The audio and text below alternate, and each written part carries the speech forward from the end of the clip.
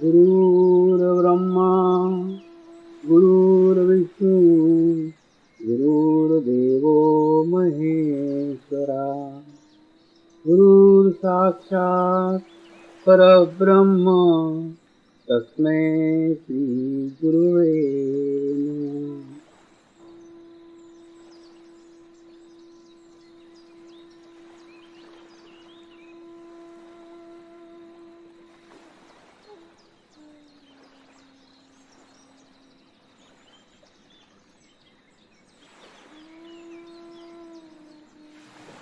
मेरे साथ ध्यान की शुरुआत करेंगे।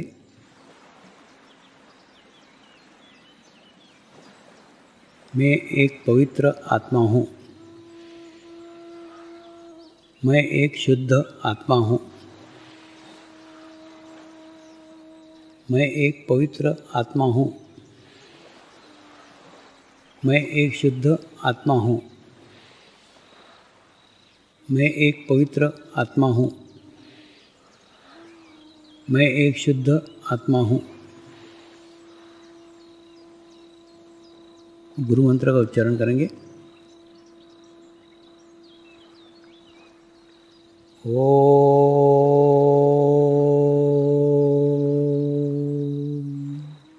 श्री शिवकृपानंद स्वामी नमो नमः। ओम श्री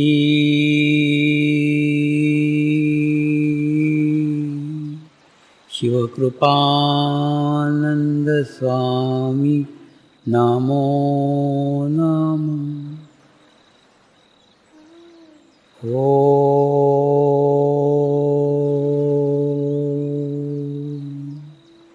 श्री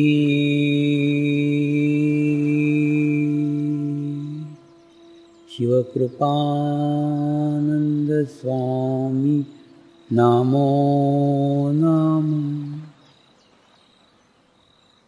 ओम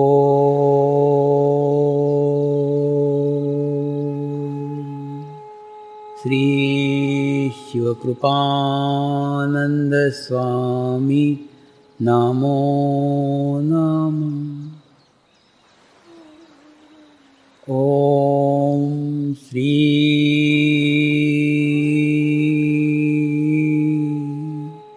शिवकृपानंद स्वामी नमो नमः। ओम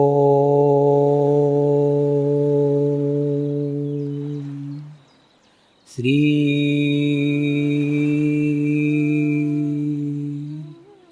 शिवकृपानंद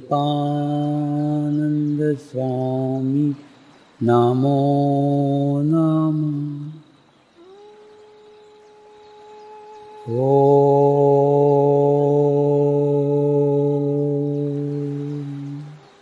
श्री शिवकृपानंद स्वामी नमो नमः।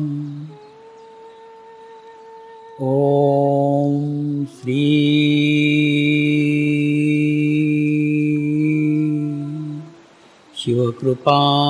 शिवकृपानंद स्वामी नमो नमः। ओम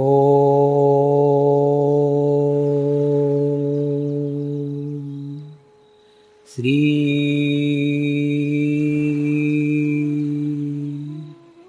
शिवकृपानंद स्वामी नमो नमः। विश्व चेतना के साथ सीधा तुम्हारा जुड़ाव हो गया है तो तुम्हारी आवश्यकताएं वो खुद ही पूर्ण कर देता है। तुमको मांगने की आवश्यकता ही नहीं थी। पूर्ण तृप्त जीवन। दूसरा, आज्ञा चक्र पूर्ण विकसित हो चुका होगा। किसी का बुरा सोचोगे भी नहीं, करोगे नहीं, सोचोगे भी नहीं। तो उस जीवन का उपयोग क्या है? जन कल्याण के अलावा कोई उपयोग ही नहीं है।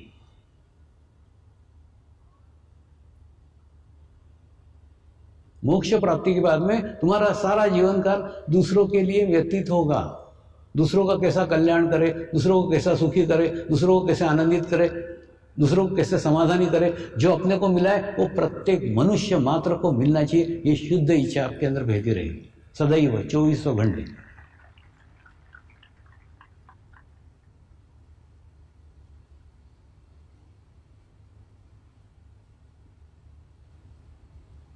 तो मोक्ष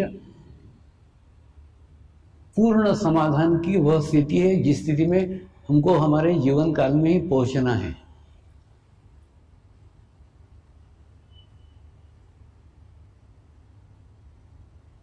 और मोक्ष के बाद में कोई दूसरा जन्म नहीं है।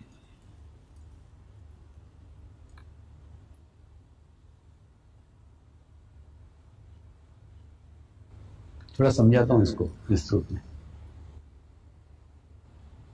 देखो, पिछले जन्म के कर्म भोगने के लिए तुमने ये जन्म लिया, ठीक है। उसके बाद में इस जन्म में आते हैं पुराने कर्म भोगने के लिए।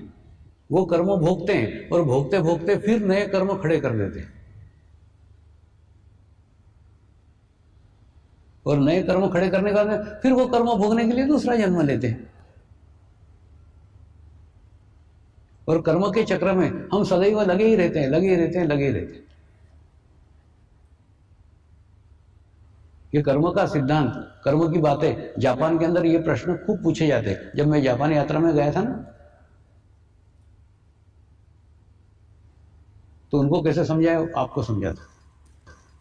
अब जैसे मान लो यहां पे आप पैदा हुए हो और ये पूर्ण आपका जीवन काल आपको चलने का है और यहां तक पहुंचने का है, तो वो लोग बोलते जब सब कर्म भोगने के ही है तो ध्यान काय को करने का, तो मेडिटेशन काय को करने का, जो होने वाला है वो तो होगा ही ना। मैंने कहा बिल्कुल होगा ना, लेकिन अगर आप ध्यान करोगे तो क्या होगा? ध्यान के माध्यम से तुम लाखों आत्माओं की सामूहिकता में जुड़ोगे, और लाखों पवित्र आत्माओं के सामूहिकता में जुड़ोगे तो क्या होगा? होगा ये कि जब तुम्हारा बुरा समय चल रहा है वो कब बीत गया तुमको पता भी नहीं चलेगा। मैं आपको समझाता हूँ। देखो, जैसे एक पानी का ग्लास है, उस पानी के ग्लास में आप एक चम्मच काली शाही डाल दो तो एक चम्मच काली शाही से पूरा ग्लास का पानी काला हो जाएगा। हाँ, लेकिन वही एक चम्मच शाही तुम गंगा नदी में जाकर डालो हरिद्वार में, वो कहाँ चली गई पता ही नहीं चलेगा। तो गंगा नदी में जाकर के काली शाही गोरी हो जाती है क्या? नहीं, वहां पे भी उसका अस्तित्व काला ही रहता है, लेकिन नगण्य हो जाता है। उसी प्रकार से जब मैं करके तुम पानी का ग्लास बनते हो, तो जब तुम तुम्हारे पूर्व जन्म के कर्म भोगते हो ना, तब तुमको पूरा जीवन कलुषित हो जाता है, एकदम तकलीफ हो जाती है, एकदम परेशानी हो जाती है। लेकिन तुम ग्लास पानी की जगह गंगा का पानी बन जाते हो, नदी का पानी बन जाते हो, तो तुम्हारी कहाँ तकलीफ है तुमने भोग ली, तुमको तुम्हारा भी पता नहीं चलता। सामूहिकता में आने को इसीलिए कह रहा हूं। तो फिर से बताता हूं, तो जैसे ही तुम सामूहिकता में आते हो, ये भोगते हो ना, ये सारे कर्मफल भोगते हो। कर्म भी दो प्रकार के,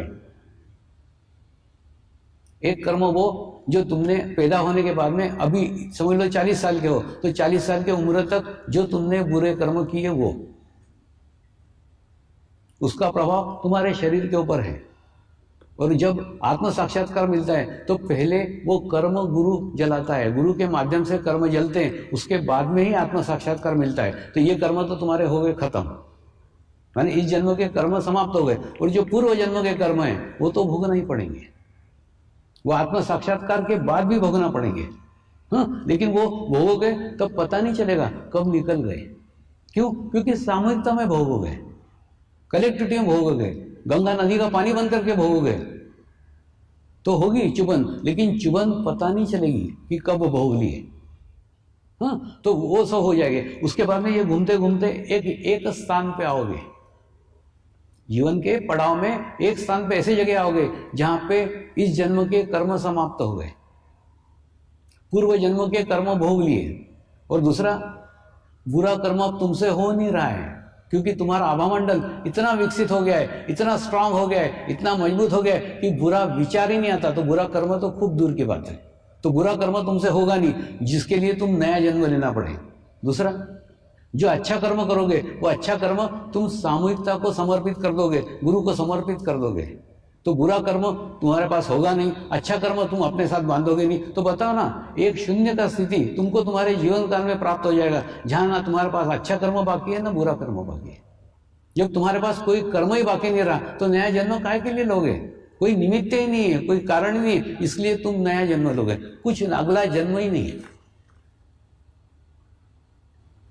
यह स्थिति मोक्ष की स्थिति कहलाती है, जब तुम्हारे जीवन काल में कोई कर्म ही बाकी नहीं रहे, बुरे कर्म हो नहीं रहे, अच्छे कर्म अपने साथ बांध ही नहीं रहो, तो कोई कारण ही नहीं है, कोई रीजन ही नहीं है जिस कारण से तुम नया जन्म लो। नया जन्म लेने का कारण केवल तुम्हारे कर्म है। जब कर्म ही शून्य हो गए तो नया जन्म ही नहीं है, कुछ भी नहीं, आगे का कुछ नहीं, शून्य।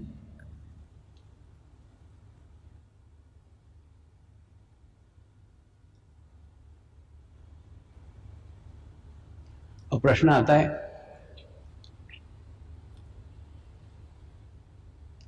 सद्गुरु के माध्यम से आत्म साक्षात्कार मिल सकता है।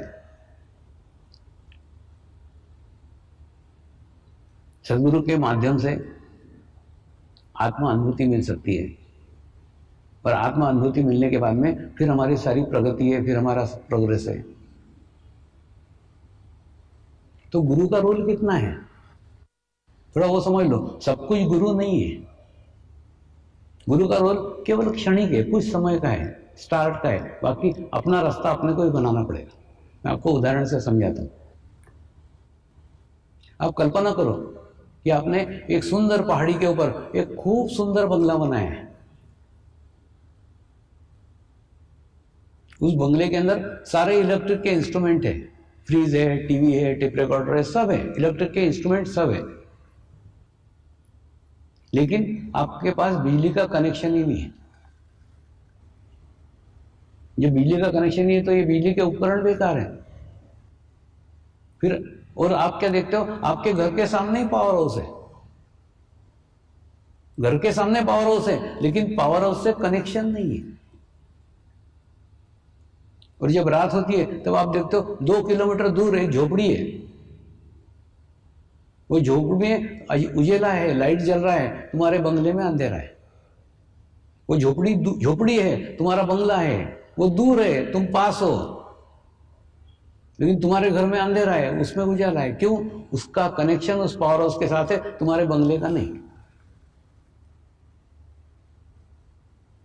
फिर उस झोपड़ी को देख करके तुमको तुम्हारे जीवन में प्रेरणा मिलती है कि मुझे भी पावर हाउस का कनेक्शन मिलना चाहिए। तो फिर क्या करते हो, आप एक एप्लीकेशन देते हो पावर हाउस को कि मेरे भी घर में बिजली दी जाए, मेरे को बिजली का कनेक्शन दिया जाए। उसके बाद में पावर हाउस से एक इलेक्ट्रिशियन आता है, वो खंभे से लेके आपके घर तक, मीटर तक एक लाइन खींच देता है, और उसके बाद में आपके बंगले को लाइट का कनेक्शन देता है। वो इलेक्ट्रिशियन लाइट का कनेक्शन देने के बाद में फिर कहीं और चला जाता है, और वो कनेक्शन करने के बाद में आपको आपके घर के लाइट जलाना होंगे। फिर आप 0 का बल्ब जलाओ, 15 का बल्ब जलाओ, 30 का बल्ब जलाओ, 100 का बल्ब जलाओ, ऐसे बड़े बड़े फ्लड लाइट लगाओ, तुम्हारी इच्छा। और तुम्हारी इच्छा हो तो मेन स्विच ऑफ करके रखो, मत जलाओ, लेकिन इलेक्ट्रिशियन आके तुम्हारे घर के लाइट नहीं लगाएगा, इलेक्ट्रिशियन आके तुम्हारे घर में उजाला नहीं करेगा, तुमको तुम्हारा उजाला तुमको ही करना पड़ेगा। तो ठीक इलेक्ट्रिशियंस का रोल जैसा है ना, वैसे ही सदगुरु का रोल है। सदगुरु सिर्फ परमात्मा से आपका कनेक्शन करा देगा। कनेक्शन करने के बाद में आपको कितनी आध्यात्मिक प्रगति करने की है, आपको कितना आध्यात्मिक प्रोग्रेस करने का है, आपको इसी जन्म में मोक्ष प्राप्ति करने के क्या और जन्मों जन्मों का सफर करने का है, ये सब आपके ऊपर निर्भर है। वो कुछ नहीं करेगा, उसका रोल केवल इलेक्ट्रिशियन जैसा है। आपको कनेक्शन करा दिया, आपकी रामलीला आप जानो, वो तो चला और किसी बंगले में कनेक्शन करने को। बस इतना ही रोल सदगुरु का है। सदगुरु सिर्फ कनेक्ट करा देता है, कनेक्ट करने के बाद में अपनी प्रगति अपने को ही करना पड़ती है। सदगुरु कोई हथेली नहीं लगाता बाद में। नहीं मतलब खूब ज्यादा तुम सदगुरु पे डिपेंड मत हो जाओ, और समझ लो पहले सदगुरु की भूमिका क्या है, तुम्हारी भूमिका क्या है। पावर हाउस यानी परमात्मा, बंगला यानी तुम्हारा शरीर, इलेक्ट्रिशियन यानी सदगुरु, वो उस पावर हाउस से कनेक्शन करा देगा, आपको अनुभूति भी आएगी, अनुभव भी हो जाएगा, और उसके बाद में आगे की प्रगति, आगे का प्रोग्रेस आपको आपका ही करने का है। दूसरा, सदगुरु ना हाईवे है। हाईवे का उपयोग क्या होता है? हाईवे गली कूचा नहीं होता, हाईवे हाईवे होता है। उसके बाद में हाईवे पे बड़े बड़े रोड रहते हैं, अच्छा क्लीन वातावरण रहता है, स्वच्छ वातावरण रहता है, सुंदर रहता है, गांव से दूर रहता है, बस्ती से दूर रहता है, कोई ट्रैफिक नहीं रहता है, अच्छी बढ़िया सड़क रहती है, जिसके ऊपर गति मिलती है, स्पीड मिलती है। वैसे सदगुरु भी हाईवे है, वो आपको झड़प से तुरंत यहां से वहां फास्ट पहुंचा देगा, एक्सप्रेस हाईवे। लेकिन सदगुरु कितना भी अच्छा लगा उसको चिपको मत, उसको पकड़ो मत। हाईवे कितना भी अच्छा रहा, बैठ के वहां पे पिकनिक मना सकते हो क्या? नहीं है। यहां से कितना अच्छा तालाब दिख रहा है, चलो यही बैठते हैं, गाड़ी खड़ी करके पुलिस वाले आके डंडे लगाएंगे वहां अगर खड़े रहे तो हाईवे पे रुकना मना है, सदगुरु को चिपकना मना है। सदगुरु के पास से हाईवे सरी का उसका उपयोग करो और आगे बढ़ो। और जिस प्रकार से हाईवे किसी के भी घर तक नहीं जाता, किसी का घर देखा है कि हाईवे पे, या मेरा घर हाईवे पे नहीं, किसी का नहीं है। हम हाईवे से केवल उस शहर तक पहुंचते हैं, उसके बाद में गली गली में से, पतली गली में से अपने घर तक पहुंचते हैं। तो जीवन में भी सदगुरु एक निश्चित समय तक आपको स्पीड देगा, आपको गति देगा, एक स्थान पे पहुंचाएगा। लेकिन जीवन का अंतिम क्षण का सफर आपको आपका ही करने का है। इसलिए अपने आत्मा को ही गुरु बना लो। अपने आत्मा को इतना शुद्ध करो, इतना पवित्र करो, इतना निर्मल करो कि वो आपके अंतिम क्षण तक आपको साथ देगा।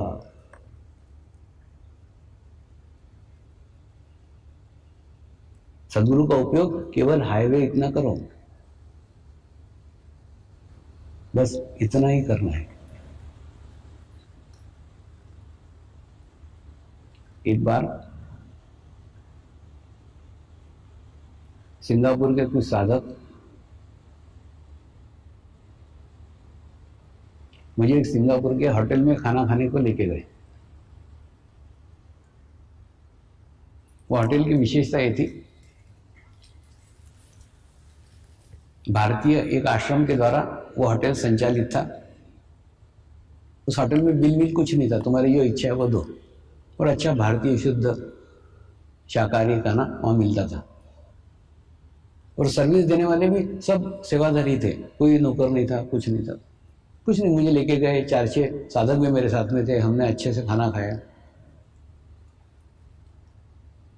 खाना खाने के बाद में एक साधक वहां पे कुछ डोनेशन देने के लिए गया,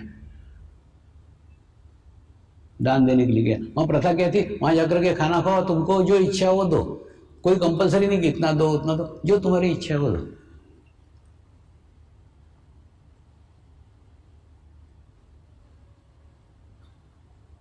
तो जैसे ये डोनेशन देने के लिए गया, वहां बैठे हुए व्यवस्थापक ने उसको पूछा, ये कौन है? ये दाढ़ी वाले बाबा कौन है, किसको लेके के आए हो, इसको कौन लाया है? तो साधक ने अपनी कॉलर ऊपर करते हुए कहा, हाँ मैं लाया हूं, मैं। उसको लगा मेरी कुछ तारीफ करेगा वो मैनेजर ने उसको जूते मारना चालू किया।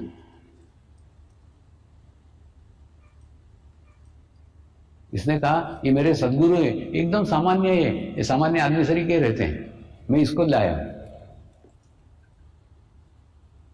तो मैंने कहा जहां तुमने सदगुरु को सामान्य समझा वहां तुम्हारी ग्रहण करने की क्षमता समाप्त हो गई। वो सदगुरु अपने आप को कितना भी सामान्य दिखाए या सामान्य समझे, तुम सामान्य समझने की गलती मत करना, क्योंकि तुम्हारी गुरु ग्राहकता पूरी खत्म हो जाएगी, पूर्ण समाप्त हो जाएगी। और तुम्हारे गुरु आज जीवित है, इसलिए तुमको गुरु की कदर नहीं है। मेरे गुरु जीवित नहीं है, मुझे मालूम है गुरु क्या होता है, क्योंकि उनके गुरु जीवित नहीं थे। सामान्य स्थिति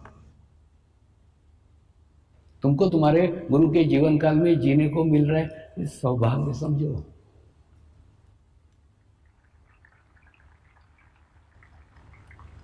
ये क्षण हमको हमारे जीवन में नहीं मिला है। उनका एक ही कहना था, गुरु को सामान्य समझने की भूल मत करो। वो सामान्य नहीं, अद्वितीय है, उसके जैसा दूसरा कोई नहीं। कैसे मैं बताता हूं, जिस प्रकार से आपके शरीर को पैदा करने वाली एक मां है, 10 मां पैदा करती क्या? नहीं, शरीर को जन्म देने के लिए केवल एक मां होगा। सारे स्त्रियों का आदर करो, सारे स्त्रियों का रिस्पेक्ट करो, लेकिन मां की बराबरी कोई नहीं कर सकता, क्योंकि मां है, बाकी सब स्त्रियां हैं, आदर है। लेकिन मां एक है, दुनिया में एक ही मां होती, 2 मां नहीं होती। जिस प्रकार से शरीर को जन्म देने वाली मां एक है, ठीक बिल्कुल वैसा ही आत्मा को जन्म देने वाला सदगुरु भी एक ही है विश्व में, 2 नहीं।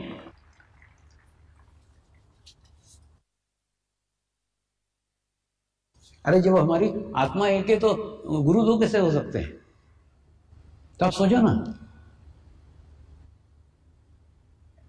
सदगुरु आत्मा की मां है, उसने तुमको जन्म दिया है, तुम्हारे आत्मा को जन्म दिया है, तो वो अद्वितीय है, वो 2 कैसे हो सकता है?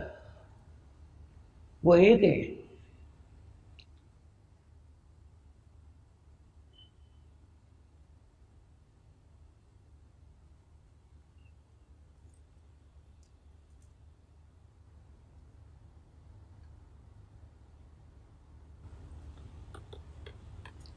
जब तक वो महत्व नहीं समझोगे ना, तब तक आत्म साक्षात्कार मिलना भी व्यर्थ है।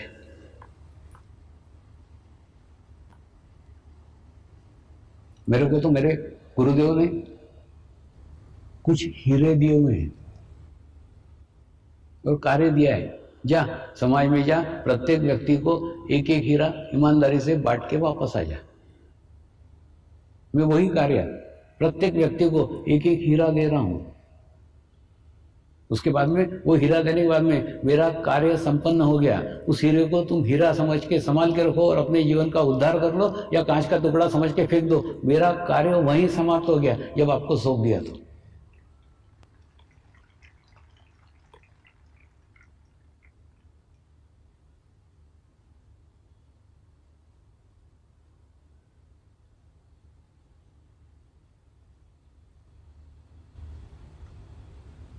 अब सोचो ना, सदगुरु को छोड़ करके आपको अंतर्मुखी करने वाला दुनिया में कौन है? थोड़ा सोचो, मेरी बातें मत सुनो, मेरे बातों पर विश्वास मत करो, तुम अपनी खोपड़ी चलाओ। दुनिया में सदगुरु के सिवा अंतर्मुखी करने वाला कौन है? कोई भी नहीं है। सारी दुनिया तुमको बाहर आपके चित्त को लेके जाती है, बाहर की जानकारी देती है, बाहर की इंफॉर्मेशन देती है। तुमको तुमसे मिलाने वाला केवल दुनिया में एक ही है। अब इस एक को खोजना कैसे?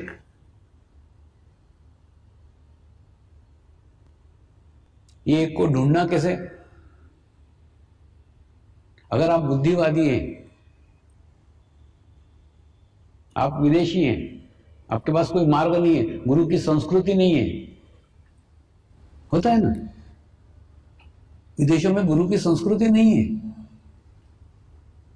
एक बार हुआ था, एक ग्रीस से एक प्रोफेसर आए थे, थियोसॉफिकल सोसाइटी में 3 दिन का शिविर लिया था। दिन के शिविर में इतने प्रश्न मुझे पूछते थे, इतने प्रश्न पूछते थे, और जब 1-to-1 के लिए आए ना तो रोते रोते ही आए और मेरे चरणों में गिर पड़े। बोले बाबा मैं तुमको गुरु के रूप में स्वीकार नहीं कर रहा हूँ, क्या कारण है? मैंने कहा तेरा कोई दोष नहीं है, तेरे यहाँ गुरु की संस्कृति नहीं है। हमारे यहाँ हम जिसको भगवान बोलते राम, उसके भी गुरु थे, जिसको हम कृष्ण बोलते हैं भगवान, उसके भी गुरु थे। तो हमारे यहाँ तो गुरु की परंपरा है, तुम्हारे देश में गुरु ही नहीं है, तो उसमें तेरा दोष नहीं, तेरे संस्कृति का दोष है, तेरे आसपास के वातावरण का दोष है। तो अगर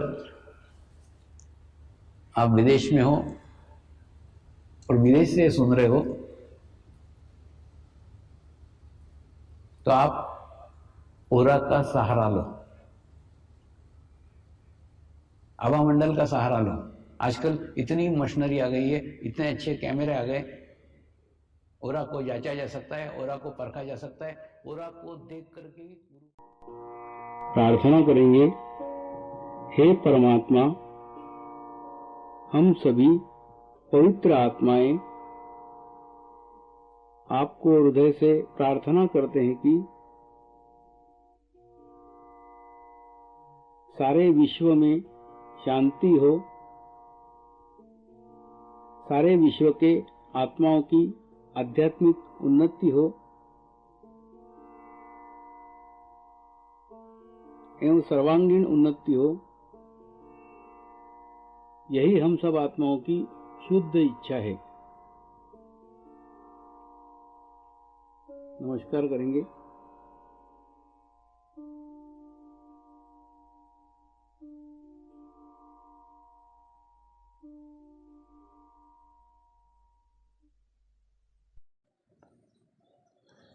हे परमात्मा, हम सभी पवित्र आत्माएं आपको हृदय से प्रार्थना करते हैं कि हमारे सद्गुरु श्री शिव कृपानंद स्वामी जी का स्वास्थ्य सदैव अच्छा रहे, उनकी आयु दीर्घ हो, यही हम सब आत्माओं की शुद्ध इच्छा है, शुद्ध इच्छा है, शुद्ध इच्छा है। हे परमात्मा, सारे विश्व में स्थापित होने वाली श्री मंगल मूर्तियों की स्थापना, श्री गुरु शक्ति धाम का निर्माण कार्य आपकी कृपा में, आपकी करुणा में, आपकी इच्छा अनुसार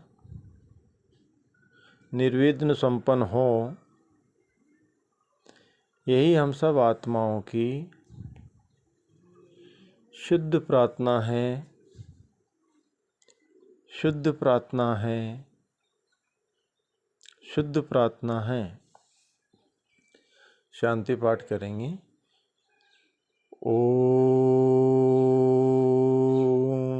ध्यो शांति अंतरिक्ष ग्वम शांति पृथ्वी शांति आपः शांति औषधयः शांति वनस्पतयः शांति विश्वे देवाः शांति ब्रह्म शांति सर्वगं शांति शांति एव शांति सामा शांति एधि ओम